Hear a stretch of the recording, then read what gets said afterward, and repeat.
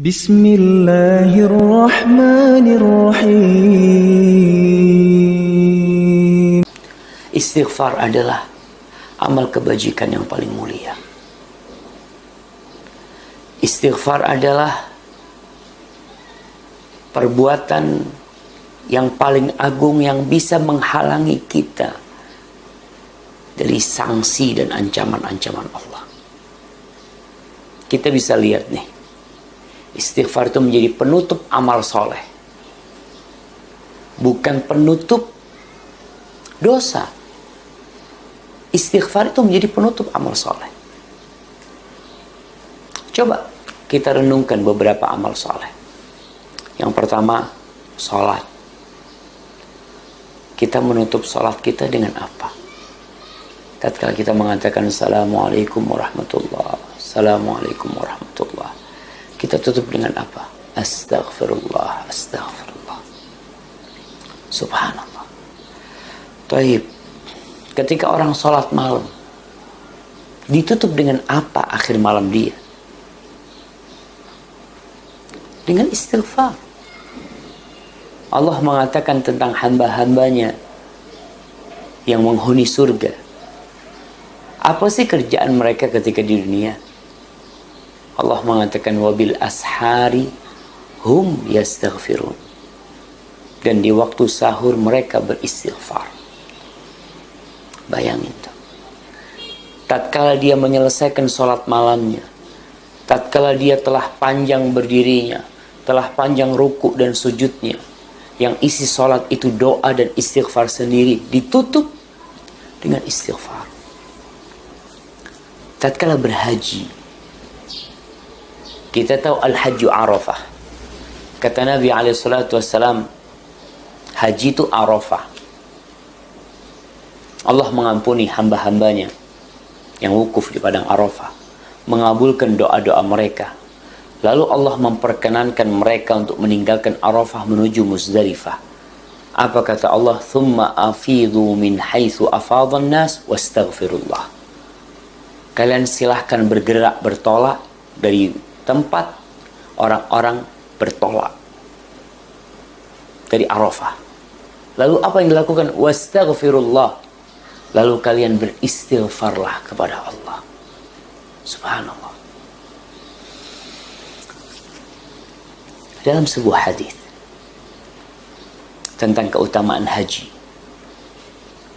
kata Rasul sallallahu alaihi wasallam, man hajja falam yarfuth walam yafsuq raja'a ka yaum waladathu ummuh. Barang siapa yang berhaji dan dia tidak melakukan tindakan kefasikan atau ucapan-ucapan yang nista, maka dia akan pulang dari hajinya seperti bayi yang dilahirkan oleh ibundanya, bersih dari dosa. Tapi kenapa disuruh istighfar? Ya, karena itu penutup amal kebajikan. Istighfar menjadi penutup majelis kita, pertemuan kita. Istighfar. Apabila di majelis itu, di pertemuan itu, di perkumpulan itu, isinya adalah zikir, seperti kajian, seperti kita ngobrol tentang maslahat untuk umat, di situ ada zikrullah. Kenapa ditutup dengan istighfar? Maka istighfar itu seperti stempel yang menutup majelis itu dengan kebaikan pula. Tapi kalau ternyata duduknya kita, majelisnya kita itu, di situ ada omongan-omongan yang tidak pantas, ada ucapan-ucapan yang seharusnya tidak diucapkan, maka istighfar itu menjadi penghapus dosa-dosa.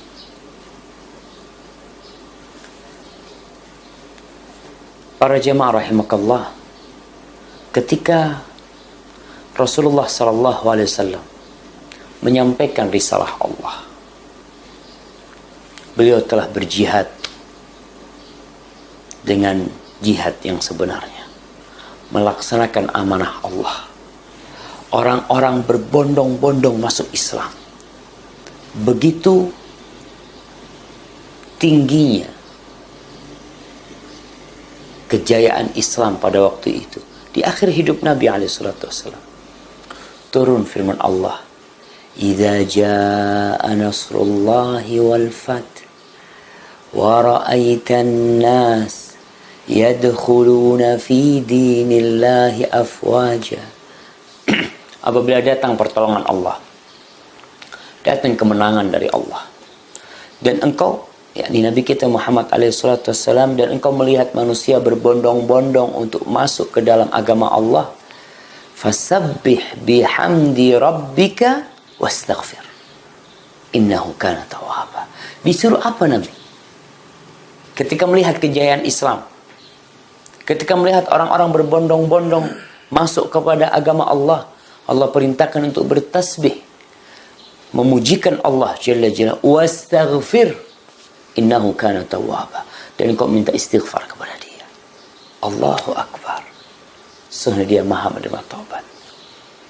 Jadi kalau kita melihat kondisi hamba dalam semua hal, tidak luput dari istighfar. Ramadan termasuk bulan istighfar, dan sejatinya istighfar yang kita lakukan di bulan Ramadan itu akan mengangkat derajat kita, akan menambal puasa kita yang robek-robek gara-gara ada ucapan yang tidak seharusnya disampaikan, gara-gara ada tindakan yang melukai hati. Ibnu Rajab rahimahullahu ta'ala mengatakan, telah diriwayatkan dari Abu Hurairah radhiyallahu ta'ala anhu, bahwa Abu Hurairah mengatakan, wal ghibah takhriqus siyam. Ghibah itu merobek puasa seseorang. Ya iyalah, kita puasa tuh bukan hanya menahan diri dari lapar dan haus. Puasa itu menahan diri dari melanggar aturan-aturan Allah Jalla Jalaluhu. Ghibah termasuk melanggar aturan Allah.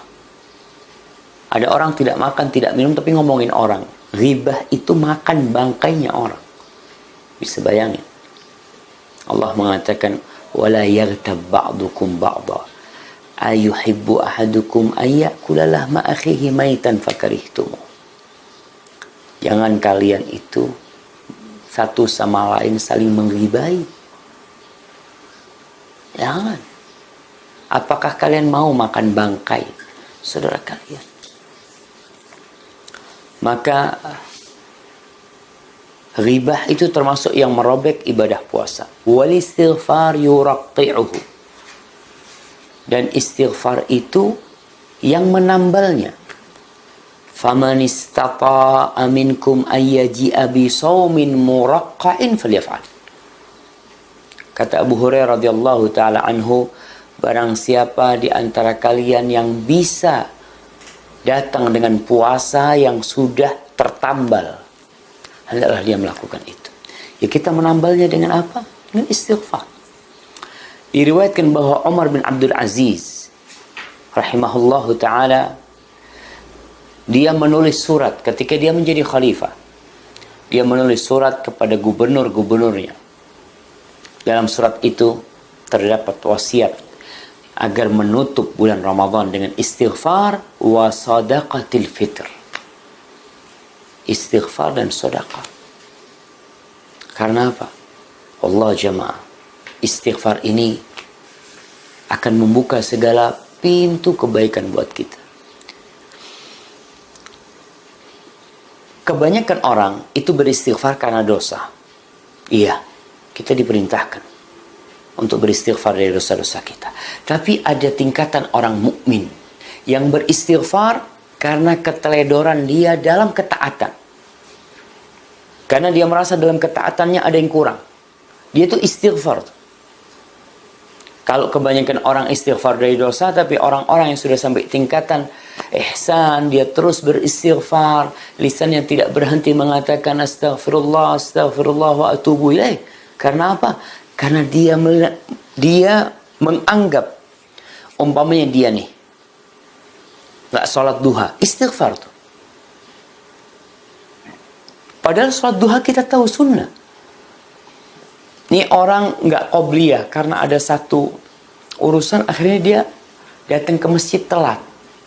Orang udah qomat, udah pada sholat. Dia tuh istighfar. Kalau kita kayak model-model Ana nih, ya kalau berpikir Ana nggak berbuat dosa sih. Nah, tapi itu tingkatan keimanan yang berbeda-beda. Semakin dekat kepada Allah, semakin kenal sama Allah, semakin takut sama Allah. Innama yakhshallaha min ibadihil ulama. Yang takut kepada Allah di antara hamba-hambanya adalah para ulama. Maka kalau kita lihat keutamaan istighfar, Allah akan berikan bantuan harta. Allah akan berikan anak-anak, ya, orang yang kesulitan harta, istighfar. Ini di penghujung Ramadan banyak orang kesulitan untuk THR.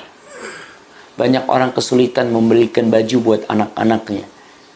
Bahkan ya kesian kadang-kala kita melihat ada ibu-ibu yang harus mencuri di mall, harus mencuri di supermarket, harus melakukan ini dan itu. Dia kesulitan rizki.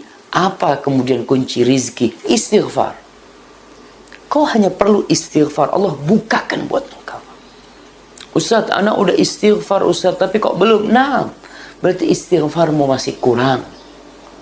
Maka ditambahin lagi istighfar. Karena kita harus yakin Allah tidak pernah ingkar janji. Namun kenapa janji Allah itu nggak turun-turun buat kita? Karena penyebabnya di kita nih. Ada penghalang yang menghalangi kita dari turunnya rezeki. Nggak punya anak, istighfar. Di surat Nuh, ayat 10, 11, dan 12. Apa kata Allah? Menceritakan tentang Nabi Nuh alaihissalam ketika mengatakan kepada kaumnya, "Faqultu astaghfiru rabbakum innahu kana ghaffara yursilis samaa'a 'alaikum midrara wa yumdidkum bi amwalin wa banin wa yaj'al lakum jannatin wa yaj'al lakum anhara." Aku katakan kepada kaumku, kalian beristighfarlah kepada Rabb kalian. Sesungguhnya Dia Maha Pengampun. Dia akan mengirimkan air hujan yang bermanfaat buat kalian. Dia akan memberikan kepada kalian harta dan anak-anak dan menciptakan buat kalian kebun-kebun dan sungai-sungai. Allahu Akbar. Istighfar akan mendatangkan kekuatan, mendatangkan nikmat, sebagai tolak bala turunnya rahmat Allah. Allah mengatakan, wa anistaghfiru rabbakum thumma tubu ilaih. Kalian beristighfarlah kepada Rabb kalian, kemudian bertobatlah kepadanya. Yumattikum mata'an hasan. Maka Allah akan memberikan kenikmatan kepada kalian, kenikmatan yang baik. Ila ajalin musamma. Sampai batas waktu yang ditentukan. Karena kita tahu kenikmatan kita itu akan terputus. Ya. Kau yang punya anak akan mati anakmu, atau kau yang akan mati meninggalkan anak-anakmu. Kau yang punya rumah, kau akan meninggalkan rumahmu, atau rumahmu yang hancur dan kau ada di dalamnya. Allah akan berikan kenikmatan sampai batas waktu tertentu. Wa yu'ti kulli dzi fadlin fadlah. Dan Allah akan memberikan kemuliaan kepada setiap hamba Allah dengan kemuliaan dari dirinya. Dan di lisannya Nabi Hud, Allah berfirman, wa ya qaumi astaghfiru rabbakum thumma tubu ilaih yursilis samaa'a 'alaikum midrara wa yazidkum quwwatan ila quwwatikum. Itu istighfar akan memberikan kekuatan kepada kalian. Menambahkan kekuatan. Orang yang sakit-sakitan, yang lemah, ya Allah Ustaz, anak ini enggak kuat, macam-macam. Istighfar. Duduk istighfar, berdiri istighfar, tiduran istighfar. Jadilah hamba-hamba yang senantiasa beristighfar kepada Allah. Dan yang terakhir, Luqman Al-Hakim pernah berpesan kepada putranya. Kita tahu Luqman, Allah berikan hikmah kepada dia. Apa pesan Luqman kepada anaknya? Ya bunayya, awwid lisanakal istighfar. Wahai ananda, biasakan lisanmu istighfar. Biasakan. Fa inna lillahi sa'atin la yuraddu fihinna sa'ilan, la yaruddu fihinna sa'ilan. Sesungguhnya Allah itu memiliki waktu-waktu, di waktu itu Allah tidak menolak permintaan orang yang memohon kepadanya.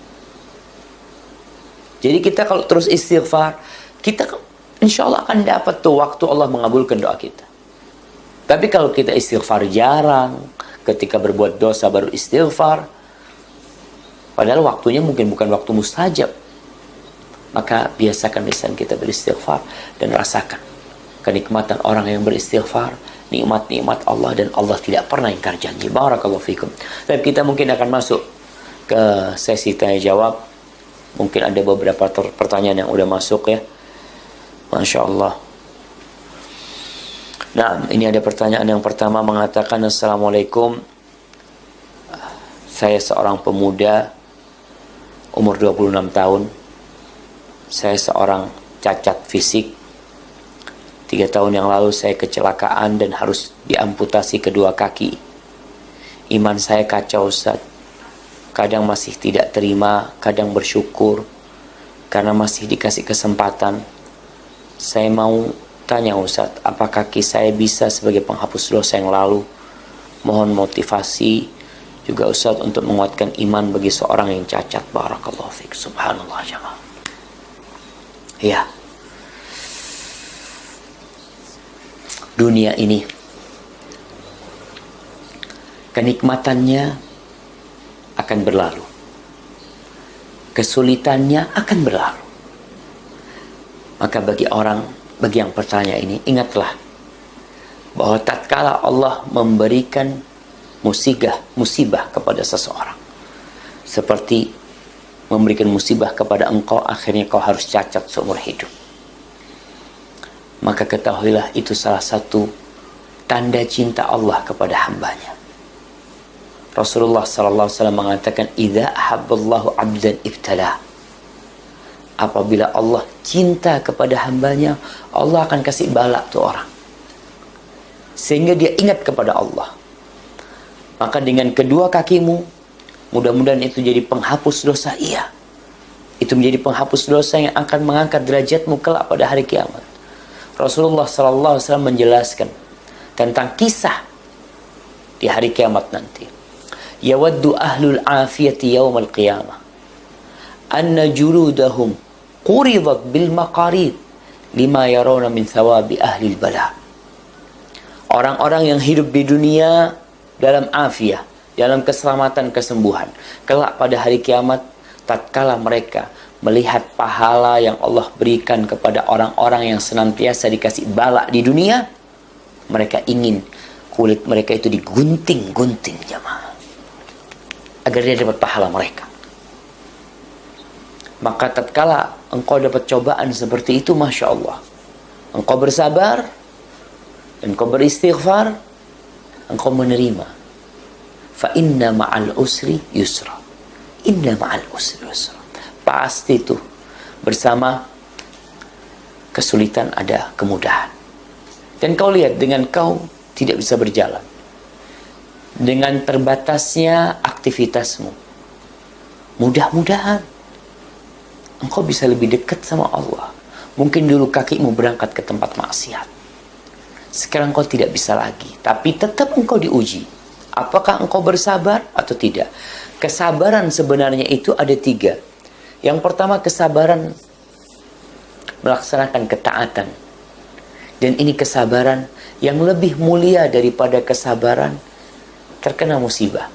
Melaksanakan perintah Allah. Kesabaran kedua, menjauhi larangan Allah. Dan yang ketiga, sabar terpaksa. Jadi yang ketiga ini sabarnya engkau terpaksa. Tapi ada sabar pilihan, mendekatkan diri kepada Allah dan menjauhi kemaksiatan. Jadi lihatlah, sebagian ulama itu Masya Allah, ada yang buta, tidak bisa melihat sepanjang hidupnya. Dan kau alhamdulillah musibahmu cuma di kaki. Ada orang yang musibahnya di kaki dan di tangan dan di kepalanya, yang cacat seumur hidup, tidak bisa berbuat apa-apa, dia koma. Ada yang musibahnya lebih parah dari itu ketika musibahnya di agama. Ketika dia diuji dengan narkoba, tidak sholat, na'udzubillah, dengan musibah-musibah seperti itu, maka kau bersyukur kepada Allah, di mana Allah tidak menjadikan musibahmu lebih berat dari itu. Kau bersyukur kepada Allah karena musibahmu tidak di agamamu, tidak di keimananmu. Dan sekarang kau diuji di keimananmu. Dan yang ketiga, engkau masih bisa bersabar menghadapi musibah ini. Barakallahu fikum. Nah, Ustaz, istighfar itu dilafalkan atau boleh di dalam hati saja? Misalnya sambil tiduran, tapi beristighfar di dalam hati. Taib, hati kita ada amalan-amalan hati. Amalan-amalan hati itu rasa takut kepada Allah. Kemudian rasa cinta, harap, itu di hati. Adapun zikir yang berupa istighfar, itu di lisan diikuti dengan di hati. Jadi tatkala engkau tiduran, engkau beristighfar dengan lisanmu dan hati tentunya ikut. Karena pada hakikatnya lisan ini mighrafah. Lisan itu gayung yang menggayung dari dalam hati. Jadi ketika hatimu beristighfar, takut kepada Allah, maka lisanmu mengucapkan istighfar. Rasulullah sallallahu alaihi wasallam ketika beliau tidur malam, tidak pernah beliau bergerak pindah posisi kecuali lisan beliau penuh dengan zikrullah. Adapun hatinya jangan ditanya, hati Nabi alaihissalam. Jadi yang namanya zikir itu dari hati keluar di lisan. Zikir ini termasuk amalan lisan. Istighfar ini termasuk amalan lisan. Adapun amalan hati tadi rasa takut kepada Allah, rasa cinta kepada Allah. Maka kau istighfar sambil tiduran ya, hatimu pun rasa takut dan lisan mengatakan astaghfirullah, astaghfirullah, astaghfirullah. Barakallahu fikum. Nah, Assalamualaikum Tat, apa istighfar juga bisa mendatangkan jodoh? Masya Allah. Ini pertanyaan orang-orang yang jomblo. Nah, tadi kalau istighfar itu bisa mendatangkan anak, kira-kira anaknya datang dari rumahnya siapa? Datang anak gitu. Dengan datangnya istri. Maka ketika kau beristighfar, Allah mengatakan wa yumditkum bi amwalin wa banin. Allah berikan tambahan kepada amwal, harta. Dan harta itu nggak harus banyak, jemaah. Tapi harta adalah yang bermanfaat buat kita. Kau punya uang 1 miliar, tapi nggak barokah. Larinya ke tempat yang tidak diridhoin Allah. Tapi kau punya uang 1 juta, Masya Allah, bisa punya anak, bisa punya istri. Maka kalau dikatakan istighfar bisa mendatangkan jodoh, insya Allah kau terus beristighfar dan husnudzon sama Allah. Ada orang-orang yang suudzon, biasanya nggak dikasih sama Allah. Kita diperintahkan untuk berhusnudzon karena Allah tidak pernah ingkar janji. Allah selalu menepati janjinya. Namun kitanya yang kadang-kala ketika Allah mengatakan waman yattaqillaha yaj'al lahu makhrajan. Barang siapa bertakwa kepada Allah, Allah akan jadikan buat dia makhrajan, jalan keluar. Allah akan jadikan. Terus kalau kita belum dapat jalan keluar, ana Ustaz udah berapa tahun nunggu pasangan belum datang-datang. Mungkin kau punya sesuatu yang menjadi penghalang sampainya air ke kulitmu. Seperti orang yang berwudu, dia usap tangannya dengan air, tapi wudunya tidak sah. Kenapa? Ternyata ada cat yang menutup kulitnya. Seperti wanita-wanita yang pakai kuteks, kiteks tuh, cat yang di kukunya. Dia berwudu dan dia sholat. Dia berharap diterima sholatnya. Nggak mungkin. Wudumu nggak sah. Karena ada yang menghalangi air untuk sampai ke kukumu. Maka di sini apabila kita udah beristighfar, udah bertakwa, udah macam-macam, kok belum dapat jawaban dari Allah, maka coba dievaluasi. Mungkin ada sesuatu, aku mungkin makan haram mungkin. Hadza wallahu a'lam bissawab. Nah. Masya Allah, ini ada pertanyaan yang panjang banget nih. Assalamualaikum warahmatullahi wabarakatuh. Ustadz, saya seorang janda dengan 2 orang anak. Saya baru mengenal manhaj salaf. Saya saat ini bekerja karena harus menafkahi hidup bersama anak-anak saya. Walaupun sebenarnya saya ingin sekali tidak bekerja di kantoran, karena anak-anak saya masih kecil dan membutuhkan saya sebagai ibunya di rumah. Namun mantan suami saya kurang bertanggung jawab. Apakah boleh Saya berdoa kepada Allah bahwa saya ingin menikah lagi. Karena saya berharapkan anak-anak saya mendapatkan sosok ayah baginya. Karena mantan suami saya tidak bisa berlaku seperti seorang ayah pada umumnya. Karena fitrahnya menyimpang. Apakah boleh niat saya menikah lagi agar saya tidak perlu bekerja lagi dan berada di rumah saja mengurus anak-anak? Masya Allah. Nah, ini permasalahan di negeri kita yang sepertinya harus segera mendapatkan solusi ya. Karena banyak wanita-wanita yang diceraikan oleh suaminya yang kemudian dia harus menafkahi anak-anaknya. Padahal kewajiban memberikan nafkah itu full kewajiban bapaknya. Oke, anak ikut ibunya karena dia masih kecil mami, tapi bapaknya wajib memberikan nafkah.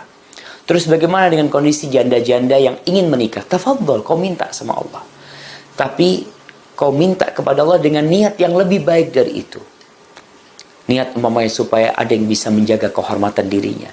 Niat tadi dia juga baik supaya dia tidak bekerja. Ustaz, anak bekerja, anak-anak ditinggal. Niat dia untuk membesarkan anak-anaknya. Minta sama Allah. Dan di masa Rasulullah SAW, janda itu hampir sedikit ya. Kenapa? Karena ketika ada janda, para sahabat menikahin mereka. Jadi istri kedua mereka, jadi istri ketiga, istri keempat mereka. Itu biasa. Kenapa itu dilakukan? Karena itu salah satu solusi untuk menyelamatkan masyarakat dari penyakit-penyakit ini masyarakat. Banyaknya janda di masyarakat kadangkala membuat kehidupan di masyarakat itu kurang benar. Karena janda itu bukan hanya butuh makan. Dia kalau butuh makan mungkin dia bisa kerja sendiri. Tapi dia membutuhkan sesuatu untuk memenuhi hasrat dia. Dengan adanya yang menikahi mereka, maka insya Allah makmurlah jemaah. Ingat kita nih hidup fid dunya hasanah wa fil akhirati hasanah. Jangan cuma mau senang di dunia. Kau mau senang di dunia, di akhirat nanti kau mendapatkan azab, na'udzubillah min dzalik. Tapi kita memang kata Allah Jalla Jalla, apa kata Allah? Bal tu'thiruna al-hayata ad-dunya. Kan lebih mengutamakan kehidupan dunia. Barakallahu fikum. Nah, bismillah Ustaz, boleh tidak ana membatasi komunikasi dengan kerabat yang suka merendahkan ana karena cadar yang ana gunakan? Ana selalu direndahkan di depan orang. Kalau perkara karena ana ada tingkah dan sikap ana yang berkenan, ana ikhlas ditegur. Tapi kalau sudah menyangkut pakaian syar'i yang ana gunakan dihina, ana nggak terima Ustaz. Selalu aja ada yang salah dari sikap ana. Ana diam salah, bicara juga lebih salah. Apa yang harus ana lakukan Ustaz? Jazakallah khair. Kayaknya nanti harus banyak istighfar. Minta ampun sama Allah Jalla Jalaluh. Rasulullah SAW mengatakan, alladzi yukhalitun nas wa yasbir ala adahum khairun minalladzi la yukhalitun nas wa la yasbir ala adahum. Kita ingin menjadi orang terbaik di depan Allah Jalla Jalaluh. Maka di antara langkah-langkah untuk menjadi manusia yang lebih baik, kata Nabi SAW, orang yang bergaul dengan manusia, apalagi dengan kerabatnya, dan dia sabar disakiti oleh mereka, sabar disakiti oleh mereka, diganggu sama mereka, itu lebih baik daripada orang yang tidak bergaul dengan manusia, yang menutup diri dengan kerabatnya dan tidak sabar diganggu sama mereka. Apa yang anti rasakan itu sebuah gangguan yang sangat kecil sekali apabila dibandingkan dengan gangguan atau lautan dan samudra gangguan yang diterima oleh Rasulullah SAW. Nabi dikatakan majnun, orang gila. Tapi Nabi tetap datang ke kaumnya. Nabi disebut sahir, penyihir. Beliau bersabar menghadapi mereka. Beliau dikatakan penyair, dikatakan pendusta, macam-macam. Dikatakan Al-Quran ini ucapan manusia. Beliau bersabar menghadapi mereka. Dan seorang mukmin itu seperti pohon kurma. Kata Nabi SAW, al-mu'min kan nakhlah. Oh, subhanallah. Tahu pohon kurma? Daunnya tidak jatuh. Dia rindang. Dia lempar sekeras apapun, dia tidak akan membalikkan batu. Yang dia balikkan adalah buah-buah kurma. Jadi engkau ketika dihina, balaslah dengan yang lebih baik. Ketika engkau dicela, dicaci, direndahkan, kau ingat, ya Allah, mudah-mudahan ini jalanku menuju surgamu. Aku harus kayak gini nih. Mungkin di sini aku bisa memberikan petunjuk kepada saudaraku. Dan bersabar. Menghadapi yang seperti itu, Allah telah memberikan kepada kita solusi. Apa kata Allah? Idfa' billati hiya ahsan. Balaslah dengan yang lebih baik. Itu solusi. Karena manusia ini bahan dasarnya baik. Dia tuh menghina kita karena dia nggak tahu, karena dia nggak paham. Rasulullah SAW diperangi oleh kaumnya. Karena apa? Karena kaumnya tidak paham dengan kebenaran. Maka tatkala Rasulullah SAW pada tahun ke-8 Hijriah, setelah 8 tahun meninggalkan Mekah, beliau datang ke kota Mekah, menaklukkan kota Mekah. Apa yang beliau lakukan? Membalas dendam, menghabiskan sakit hati beliau. Beliau mengatakan kepada para penduduk Mekah, idhabu fa antum tulaqa. Kalian silahkan pergi semuanya. Kalian semua aku maafkan. Kalian bebas mau kemana. Subhanallah. Itu akhlak. Jadi mudah-mudahan dengan engkau udah ngerti, faham dengan sunnah ya. Engkau pakai cadar, engkau bersabar menghadapi hal itu. Engkau balas dengan senyuman. Tadi dikatakan ngomong salah, diem salah. Kau bilang, tolong kau kasih nasihat aku. Apa yang harus aku lakukan? Supaya aku bisa dicintai Allah SWT. Gak masalah. Balas dengan yang lebih baik. Barakallahu fikum. Nah. Assalamualaikum Waalaikumsalam. Saya mau tanya bagaimana sebaiknya yang dilakukan sang istri agar suami tidak bersikap dingin terhadap istri. Suami saya orang yang tidak pandai berkata-kata dan tidak pandai mengungkapkan isi hati dan perasaannya. Terima kasih Ustaz. Subhanallah jamaah ya. Memang kalau kita perhatikan orang-orang yang hidup di sekitar kita, ada karakter-karakter yang macam-macam. Kita punya sohib yang jarang ngomong. Kita ada sohib yang Masya Allah, kalau sudah ngomong, itu kayak keran yang nggak bisa dimatikan. Ada yang model-model kayak gitu. Ada yang ember. Ya. Ada orang yang pemalu. Ada orang yang tertutup.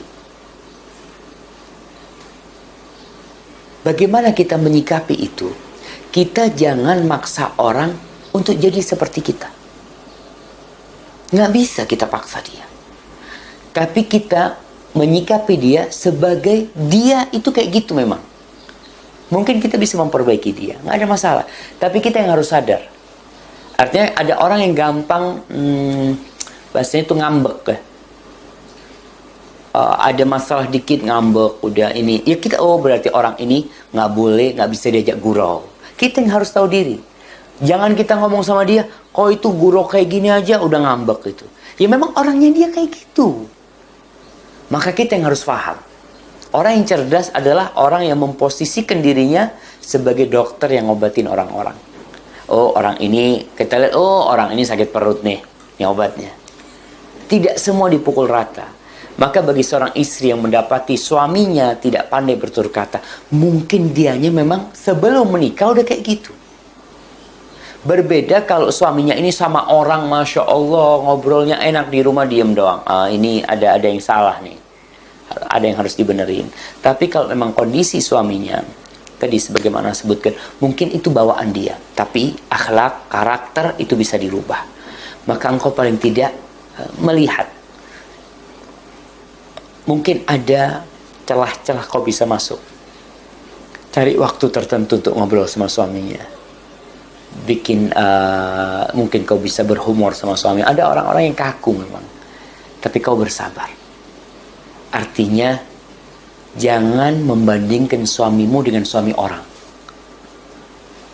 Kadangkala seorang wanita yang mengatakan, ya Allah suaminya fulan, masya Allah ya, sama istrinya, ana lihat digandeng dibawa jalan, ngobrol ketawa-ketawa, ana sama suami ana dingin banget sama. Udah, itu suamimu. Ketika engkau menundukkan pandangan, tidak melihat yang lain, insya Allah kau akan mensyukurinya. Dan mudah-mudahan itu menjadi penambah amalan dan pahala buat engkau dengan bersabar menghadapi itu. Dan doakan suaminya. Doa termasuk jalan pintas untuk merubah karakter buruk. Barakallahu fikum. Nah, ini assalamualaikum Ustaz. Waalaikumsalam.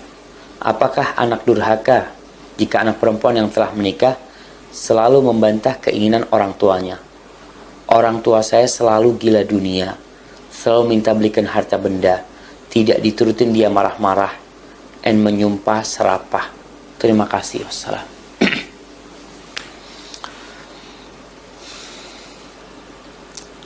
Allah berwasiat kepada kita agar kita berbuat baik kepada orang tua. Wasainal insana biwalidayhi ihsana. Wasiat dari Allah. Dan Allah memerintahkan agar anak itu tidak membantah permintaan orang tuanya selama dia mampu memberikan. Dia mampu berikan. Allah mengatakan, wa qadha rabbuka alla ta'budu illa iyyah wa bil walidaini ihsana imma yablughanna 'indakal kibara ahaduhuma aw kilahuma fala taqul lahumā uffin wa la tanharhuma wa qul lahumā qawlan karīma. Maka tatkala kita mendapati ini anak perempuan udah nikah, lihat kalau ternyata anak perempuan ini punya harta dan dia bisa berbagi sama orang tuanya, artinya dia tidak ambil harta suaminya. Dia mungkin dikasih sama suaminya. Dia tahu orang tuanya butuh, maka dia berikan dari apa yang dia miliki. Itu termasuk kebaktian dia.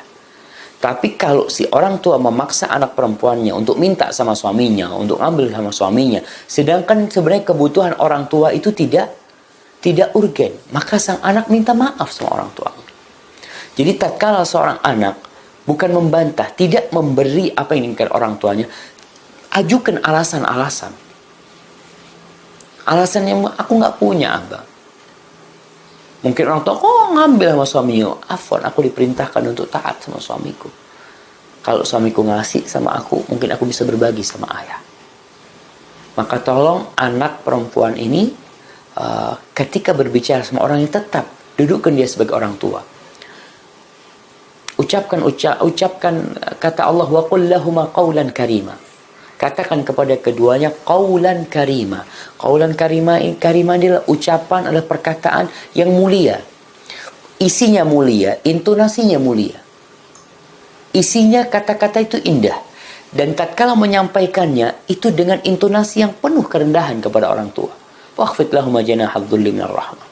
Karena memang ujian anak.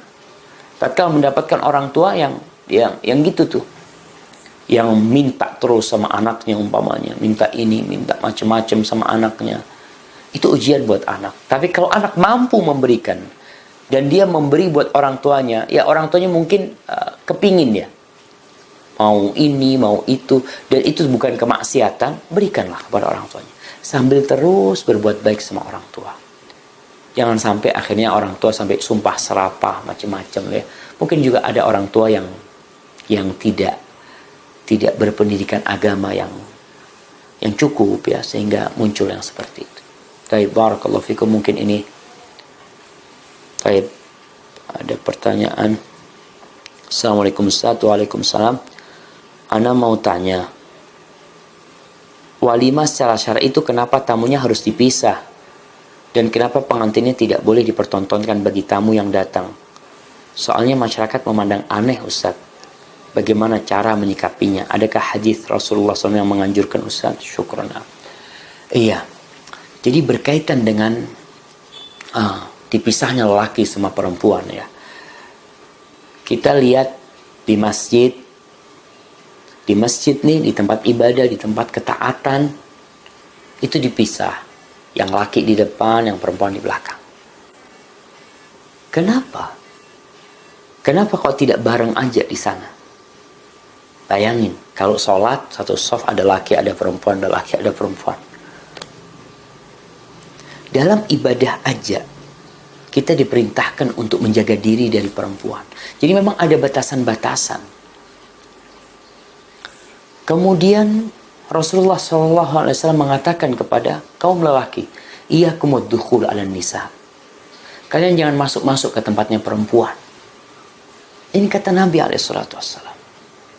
Akhirnya ada seorang sahabat yang bertanya, ara'aital ham? Ya Rasulullah, bagaimana kalau yang masuk ini bukan orang biasa tapi iparnya? Kata Nabi SAW, alhamu al-maut. Kalau yang masuk ke tempat perempuan itu ipar itu kematian.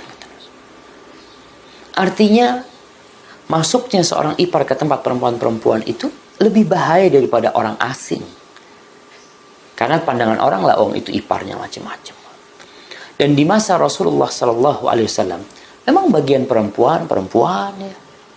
Sebagaimana tadi kita sampaikan dalam urusan sholat Jumat, sholat Idul Fitri, perempuan di bagian belakang, laki-laki di bagian depan ya. Kenapa itu jadi aneh? Karena kita tidak terbiasa aja, jamaah. Kita tidak terbiasa aja. Anda kasih contoh sesuatu yang aneh, dianggap aneh oleh manusia. Di beberapa tempat di pedalaman, di mana masyarakatnya hanya pakai atau tidak pakai pakaian. Mungkin dia pakai sesuatu yang menutup auratnya saja. Ketika mereka melihat orang yang pakai baju, aneh nggak buat mereka?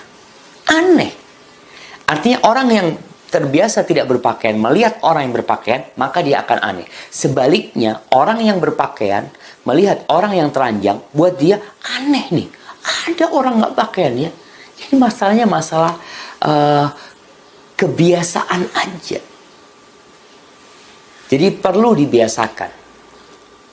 Contoh lah yang kedua, kalau kita berbicara yang dianggap aneh oleh masyarakat, jenggot nih.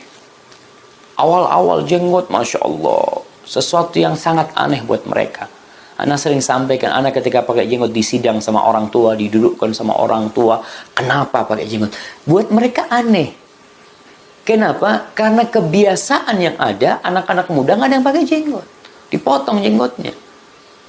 Maka kalau dikatakan aneh di masyarakat, betul.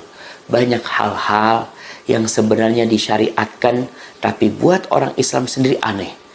Dan ini seperti yang Nabi sabdakan sallallahu alaihi wasallam, bada'al islamu ghariban wa sayaudu ghariban kama bada.